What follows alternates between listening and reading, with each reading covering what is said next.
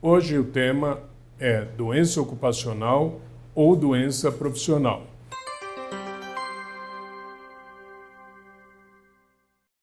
Doença ocupacional é toda aquela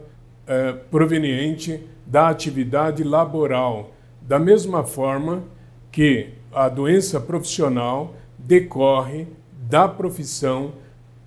exercida, das atividades exercidas ao longo do contrato de trabalho, que muitas vezes não são consideradas como acidente por várias razões. A primeira delas, que o autor vai se sujeitando, vai suportando dores,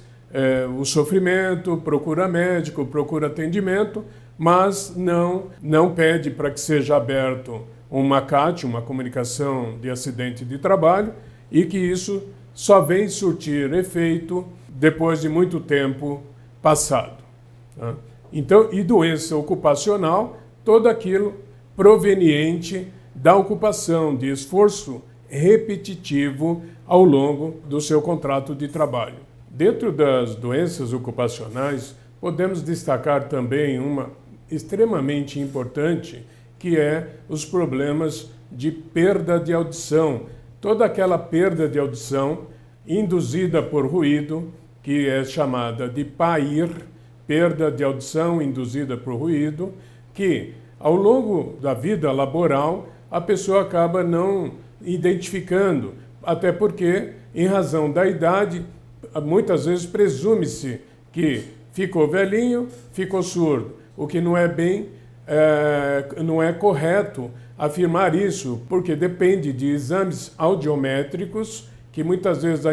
as empresas deixam de exigir por conta para não caracterizar a perda de audição induzida por ruído. E, portanto, é um alerta a todos que devam fazer, sim, a audiometria para que, se for constatado os gráficos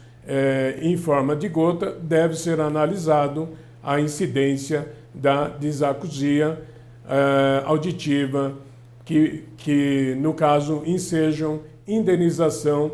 por danos morais, indenização muitas vezes até vitalícia em decorrência do assunto. Não são consideradas como doenças ocupacionais ou doença profissional aquelas provenientes do grupo etário, aquelas provenientes de endemia e aquelas degenerativa. Deve-se ficar claro que todas as doenças ocupacionais ou doença do trabalho são consideradas como acidente de trabalho e assim devem ser tratadas junto à empresa responsável, que tem responsabilidade objetiva, bem como junto à Previdência Social, muitas vezes podendo gerar aí benefícios incapacitantes bastante importantes na vida do trabalhador.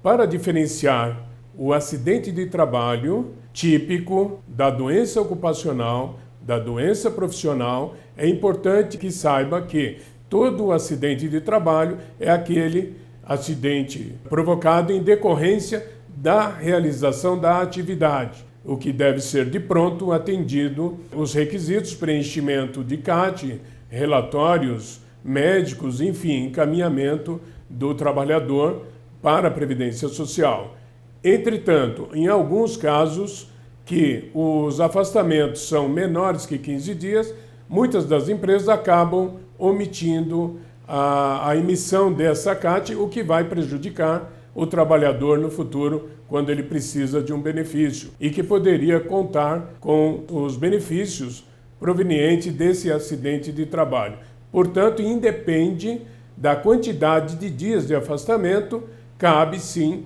a emissão do CAT e que futuramente poderá ser usado em favor do trabalhador. São consideradas acidente de trabalho toda doença ocupacional ou doença profissional que acarretem incapacidade parcial ou total, desencadeando daí direitos a recebimento de benefícios incapacitantes pela Previdência Social. Por fim, orientamos que todos aqueles trabalhadores ou segurados que se enquadrem nas condições relatadas sugerimos que sempre procure um advogado especializado na matéria.